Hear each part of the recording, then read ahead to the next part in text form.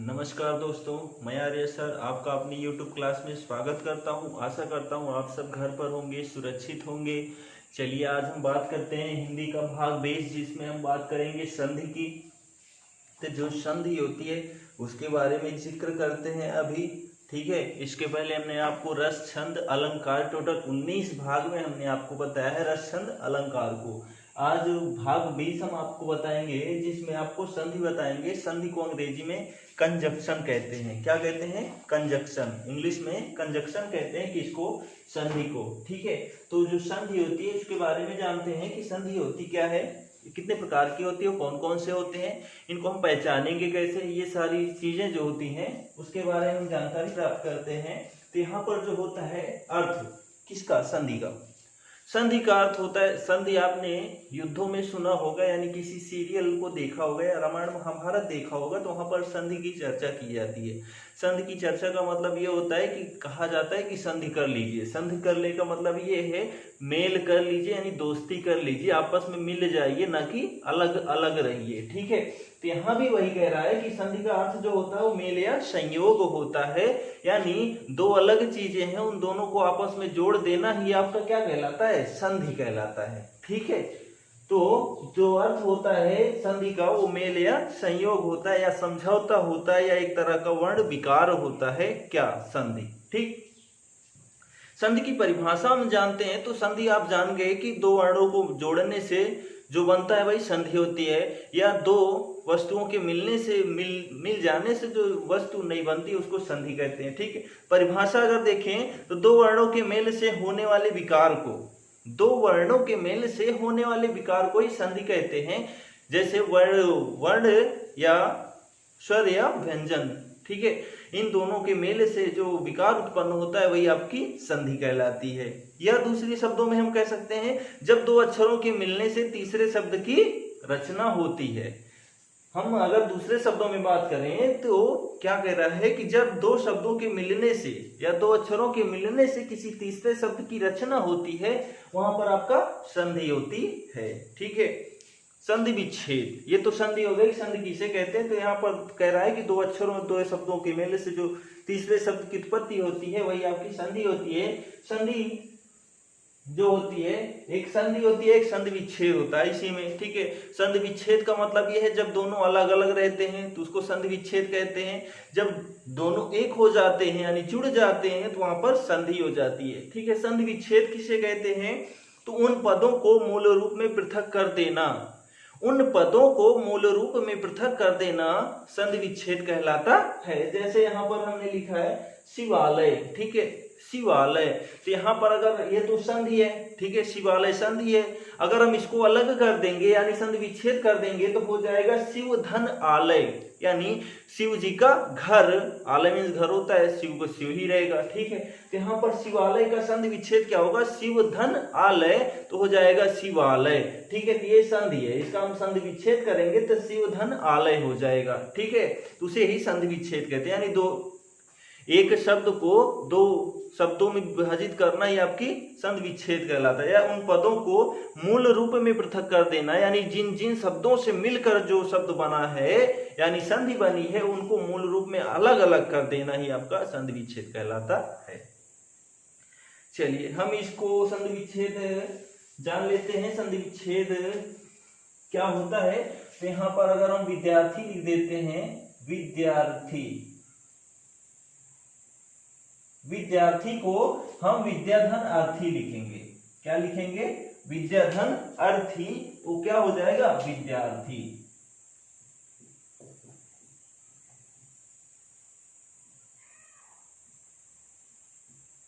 विद्याधन अर्थी, विद्यार्थी को हम विद्याधन अर्थी लिखेंगे। ठीक है, तो यहाँ पर जो है ये विद्यार्थी जो लिखा है ये संधि है, और विद्याधन अर्थी जो लिखा है ये संधि विच्छेद है। ठीक है, अब हम बात करते हैं संधि के प्रकार की, यानी संधि जो होती है वो कितने प्रकार की होती है। तो संधि मुख्यतः जो है 3 प्रकार की होती है: स्वर संधि, व्यंजन संधि, विसर्ग संधि।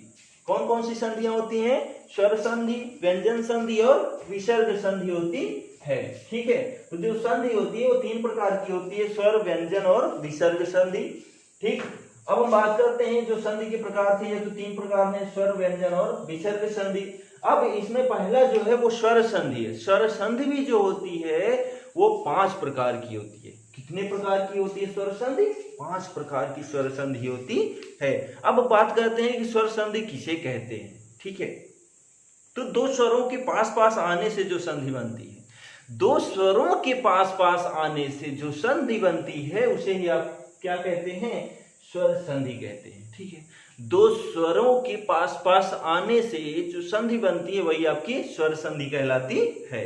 ठीक है, या दो स्वरों से उत्पन्न विकार, दो स्वरों से उत्पन्न विकार या रूप परिवर्तन को ही स्वर संधि कहते हैं। ठीक है, जैसे यहाँ पर शिवालय, भानुदय, कबीर, मातृणाम, मंजूषा, जैसे विद्यार्थी लिखा था। ठीक है, तो ये सब क्या है? स्वर संधि के उदाहरण है। ठीक है, तो स्वर संधि जैसे विद्याधन अर्थी यानी विद्यार्थी, सूर्य धन उदय यानी सूर्योदय। ठीक है, आदि एक प्रकार से। और जो होता है स्वर संधि यानी स्वरों के मेले से उत्पन्न विकार आपके स्वर संधि कहलाते हैं। ठीक है, तो जो स्वर संधि है उसके 5 भेद हैं। दीर्घ संधि, गुण संधि, यण वृद्धि संधि, यण संधि और अयादि संधि। ठीक है, जो स्वर संधि है वो 5 प्रकार की है। दीर्घ संधि, गुण संधि, वृद्धि संधि, यण संधि, अयादि स्वर संधि। ठीक है, ये सब कितने प्रकार के हैं? 5 प्रकार के। क्या? स्वर संधि के भेद। तो जो स्वर संधि है उसमें पहला है दीर्घ स्वर संधि। कौन सा है? दीर्घ स्वर संधि किसे कहते हैं उसके बारे में हम जानते हैं। तो ध्यान दीजिए, इस संधि में पूर्व पद का अंतिम, इस संधि में पूर्व पद का अंतिम। अब पूर्व पद किसे कहेंगे? पूर्व पद का मतलब ये होता है कि जो पहला शब्द है, ठीक है, पहला शब्द है उसके अंत का अक्षर, जैसे हमने यहां लिख दिया विद्यार्थी, यहां विद्यार्थी लिखा, इसका हम संधि विच्छेद करेंगे तो विद्या धन अर्थी। ठीक है, तो यहां कह रहा है क्या कि स्वर संधि, दीर्घ स्वर संधि में क्या कह रहा है कि इस संधि में पूर्व पद का अंतिम, पूर्व पद का अंतिम यानी पूर्व पद यानी पहला पद आपका ये है, पहला पद का अंतिम ये दिखा रहा है। ठीक है, और कह रहा है उत्तर पद का प्रथम वर्ण, उत्तर पद यानी दूसरा पद जो होता है उसका प्रथम वर्ण, ठीक है, समान होने पर दीर्घ स्वर संधि होती है। यानी किसी भी शब्द का या संधि विच्छेद का पूर्व पद का अंतिम पद, उत्तर पद का प्रथम पद ही, ठीक है, जहां पर समान होता है उसे ही दीर्घ स्वर संधि कहते हैं। यानी जो स्वजातीय पद होते हैं, संधि विच्छेद करने पर जो स्वजातीय पद आ जाए वहां पर आपकी कौन सी स्वर संधि होगी? दीर्घ स्वर संधि। स्वजातीय का मतलब एक जाति का, ठीक है, एक जाति का। जैसे आ आया है तो दूसरा पद में भी आ ही आना चाहिए, ई आया है तो दूसरे पद में भी ई ही आना चाहिए, तो उसको स्वजातीय पद कहते हैं। ठीक है, यानी जहां पर स्वजातीय पद एक समान हो यानी एक जैसे हो वहां पर दीर्घ स्वर संधि होती है। ठीक है, ये परिभाषा है, हमको परिभाषा पर ज्यादा विशेष ध्यान नहीं देना है। ठीक है, हमको पहचानने का जरिए जानना है कि दीर्घ स्वर संधि पहचानेंगे कैसे या कैसे होती है। ठीक है, चलिए दूसरी भाषा में अगर हम जाने तो जहां पर दो शब्दों या वर्डों में स्वजातीय पद आए, जब शब्दों या वर्डों में स्वजातीय पद आते हैं वहीं पर आपकी क्या होती है? दीर्घ स्वर संधि होती है। चलिए हम इसके ट्रिक की बात करते हैं कि दीर्घ स्वर संधि कैसे पहचानेंगे। तो यहाँ पर ध्यान दीजिए, जो ट्रिक है, बीच में क्या आना चाहिए? बड़ी मात्रा। बीच में क्या आनी चाहिए? बड़ी मात्रा आनी चाहिए। यानी कोई भी शब्द है, ठीक है, कोई भी शब्द है उसके अंदर क्या आना चाहिए? बड़ी मात्रा आनी चाहिए। जैसे यहाँ विद्यार्थी लिखा है तो यहाँ पर द्या, ठीक, यहाँ पर बड़ा आ आया है, तो यार क्या ये कौन सी संधि होगी? दीर्घ स्वर संधि होगी। जैसे यहाँ लिखा है शिवालय, शिव धन आलय, ठीक है, शिवालय लिखा है तो यहाँ पर देखिए वा में बड़े या की मात्रा है, भानुदय में नू में बड़े या की मात्रा, बड़े ऊ की मात्रा है, कवीस में वा में बड़ी की मात्रा है, ठीक है, मातृणाम में, ठीक है, ता में री की यानी बड़ी मात्रा है, अड़ा में बड़े या की मात्रा है, ठीक है, मंजूषा में जा में बड़े ऊ की मात्रा है। ठीक है, तो यहां पर क्या कह रहा है? जो शब्द होगा, कोई भी शब्द होगा उसके मध्य में यानी बीच वाला जो अक्षर होगा उसमें बड़ी मात्रा लगी रहेगी, उस कौन सी संधि होगी? दीर्घ स्वर संधि होगी। ये पहचानने का तरीका है। या ठीक है, बड़ी मात्रा लगी रहे तो आप पहचान सकते हैं। या फिर स्वजातीय पद यानी संधि विच्छेद जब हम करेंगे तो उसमें स्वजातीय पद आएंगे। ठीक है, संधि विच्छेद जब हम करेंगे तो स्वजातीय पद, जैसे यहाँ पर बड़ा आया है और यहाँ पर छोटा आया है, तो ये स्वजातीय पद है, तो यहाँ पर कौन सी संधि होगी? दीर्घ स्वर संधि होगी। ठीक है, तो ध्यान दीजिए जो स्वर दीर्घ स्वर संधि की ट्रिक है वो कोई शब्द है उसके बीच की मात्रा जो होगी वो बड़ी मात्रा होगी। ठीक है, और उनमें भी बड़ी मात्रा कौन सी होनी चाहिए?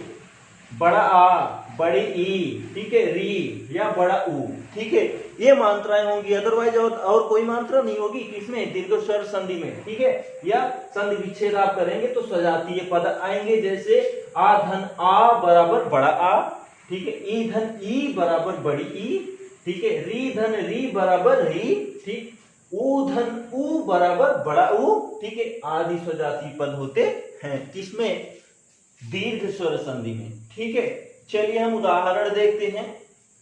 उदाहरण क्या लिखा है? शिवालय। ठीक है, शिवालय में यानी वा में क्या है? बड़े आ की मात्रा लगी है। अगर इसका संधि विच्छेद करेंगे तो शिवधन आलय हो जाएगा। क्या हो जाएगा? शिवधन आलय। अब ध्यान दीजिए यहां पर जो है आ है, छोटा आ और इधर आ गया है बड़ा आ, ये का क्या हो जाएगा? बड़ा आ हो जाएगा। ठीक है, तो यहां पर ध्यान दीजिए क्या कह रहा है कि जिसमें किसी शब्द के बीच में बड़ी मात्रा आए, यानी यहाँ पर शिवालय लिखा था तो वहां में बड़े आ की मात्रा है। ठीक, इसका हमने संधि विच्छेद किया तो शिवधन आलय हुआ, जहां पर पहले मात्रा के अंतिम जो अक्षर है उसमें छोटे आ की मात्रा है और जो दूसरा पद है उसका पहला अक्षर जो है बड़ा है। ठीक है, इन दोनों को अगर जोड़ते हैं तो बड़ा आ ही आएगा। यहाँ पर क्या है? स्वजातीय पद है। स्वजातीय पद है यानी ये क्या सी संधि होगी? दीर्घ स्वर संधि होगी। ठीक है, दूसरा लिखा है भानुदय। ठीक है, भानुदय यानी भानुधन उदय। भानुधन उदय यानी भानुदय कवीस, कविधन ईस, कविधन ईस। ठीक है, कवीस। मातृणाम,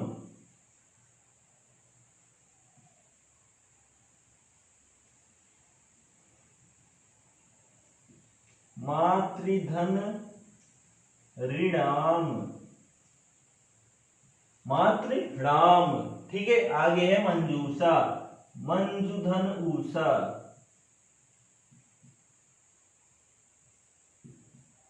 मंजुधन ऊषा, मंजूषा। ठीक है, तो ये कौन सी स्वर संधियां थी? दीर्घ स्वर संधि थे, जहां पर कोई शब्द है उसके बीच की मात्रा बड़ी मात्रा होगी, जैसे कि बड़ा आ, बड़ी ई, बड़ा ऊ या री।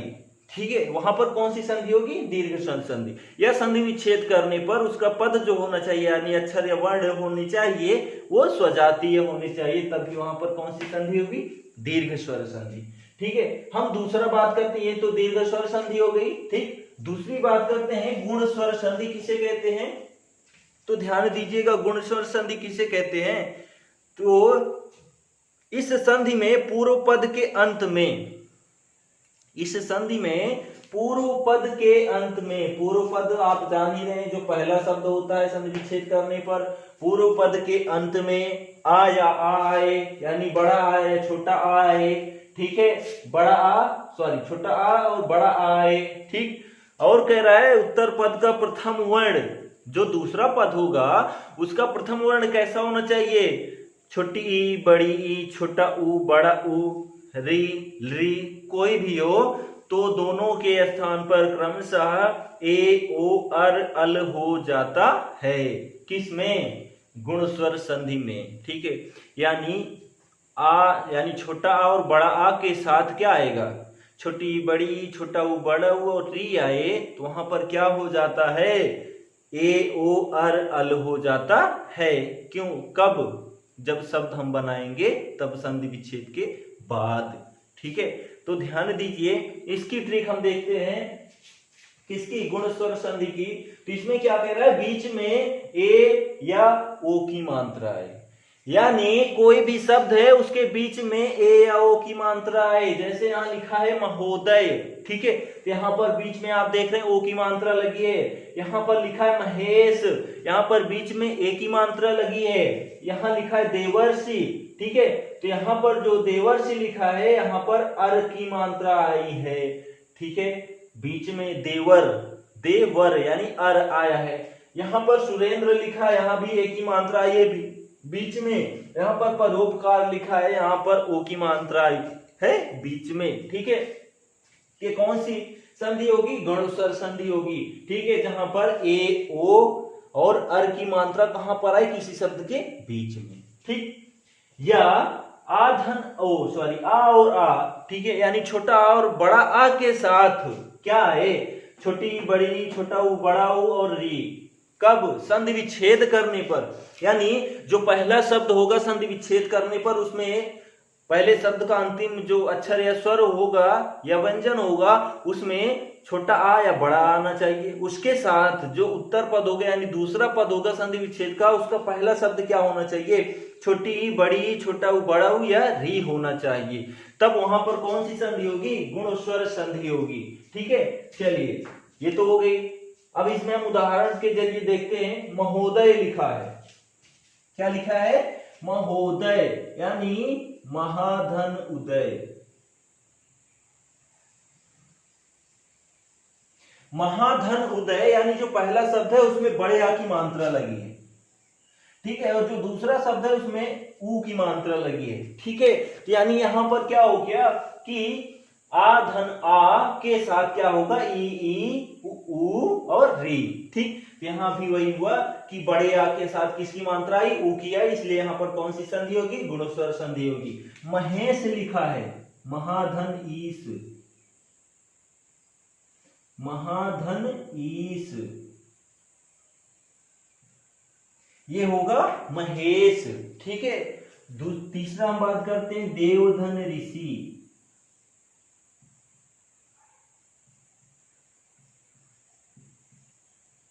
देवधन ऋषि, ये देवर्षि का संधि विच्छेद होगा, देवधन ऋषि यानी देवर्षि, ठीक है। नेक्स्ट हम अगर बात करें तो सुरधन इंद्र,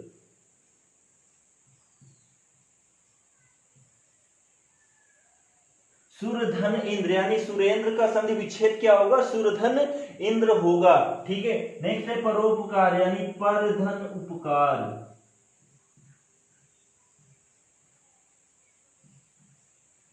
परधन उपकार। अब यहां पर आप एक विशेष ध्यान दीजिएगा, यहां पर कहा था कि आ और बड़ा आ, ठीक है, के साथ क्या आना चाहिए, छोटा, छोटी ई, बड़ी ई, छोटा ऊ, बड़ा ऊ और री। यहाँ पर पहले शब्द में महोदय में देखिए बड़ा आ उसके साथ ऊ आया है, दूसरे में देखिए बड़ा आ उसके साथ बड़ी ई आई है, तीसरे शब्द में देखिए छोटे आ के साथ री की मात्रा आई है, ठीक है। सुरेंद्र के साथ सुर यानी आ, छोटे आ के साथ छोटी ई की मात्रा आई है, और यहाँ पर छोटे आ के साथ ऊ की मात्रा आई है। तो यहाँ पर कौन सी संधि होगी, गुण स्वर संधि होगी। जहां पर किसी शब्द के बीच में ए की मात्रा, ओ की मात्रा या अर आए वहां पर कौन सी संधि होती है, गुण स्वर संधि होती है। या फिर उसका जो पद होना चाहिए संधि विच्छेद करने पर, जो पहला शब्द होगा उसका अंतिम अक्षर क्या होना चाहिए, छोटे आ की मात्रा या बड़े आ की मात्रा, ठीक है। और उसके साथ जो प्लस होगा यानी उत्तर पद जो दूसरा पद होगा उसका पहला अक्षर क्या होना चाहिए, छोटे ऊ की मात्रा, बड़े ऊ की मात्रा, ठीक है, छोटी की मात्रा, बड़ी की मात्रा है, री होना चाहिए। तो वहां पर आपका गुण स्वर संधि होता है, ठीक है। अब हम बात करते हैं वृद्धि स्वर संधि, ठीक। तो वृद्धि स्वर संधि किसे कहते हैं, ध्यान दीजिए। इस संधि में पूर्व पद के अंत में आ या आ आता है। इस संधि में पूर्व पद के अंत में आ या आ आता है, यानी जो आपकी वृद्धि संधि है इसमें पहला जो संधि विच्छेद करने पर पहला शब्द होगा उसके अंतिम अक्षर क्या होंगे, छोटे आ की मात्रा या बड़े आ की मात्रा, ठीक है।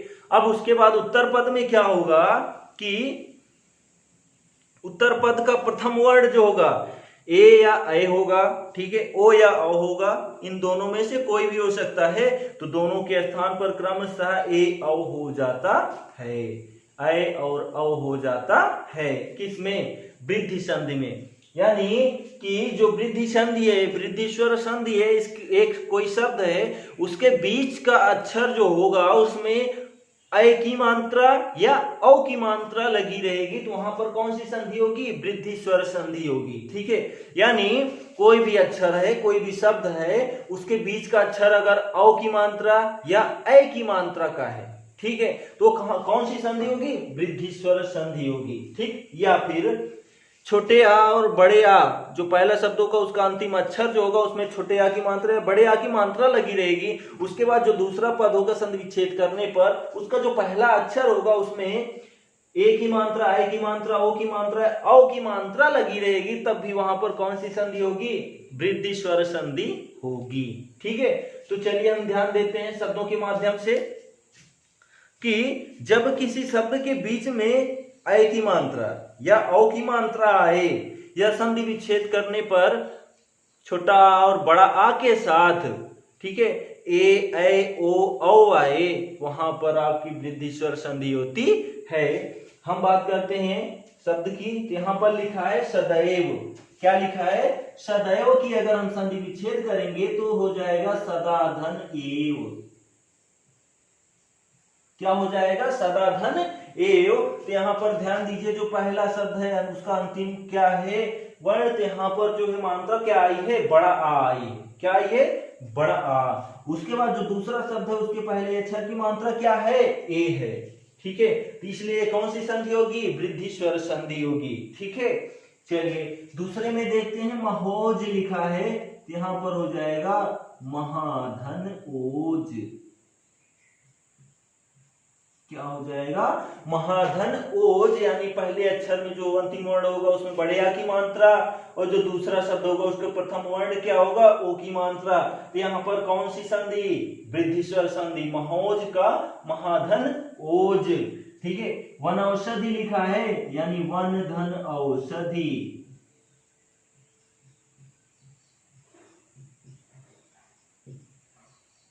वन धन औषधि। तो यहाँ पर जो पहला शब्द है उसका अंतिम वर्ण क्या है? छोटा आ है, ठीक है। और जो दूसरा शब्द का पहला वर्ण है वो औ की मात्रा है। तो यहाँ पर कौन सी संधि? वृद्धि स्वर संधि। वन धन औषधि यानी वन औषधि। यहाँ रत्नाओग लिखा है, यानी रत्न धन ओघ। रत्न धन ओघ, रत्नौघ, ठीक है। तो यहाँ पर ध्यान दीजिए, इसमें छोटे आ की मात्रा, इसमें ओ की मात्रा। इधर लिखा है ऐश्वर्य, महाधन ऐश्वर्य, महाधन ऐश्वर्य, महाधन ऐश्वर्य, महेश्वर्य हो जाएगा।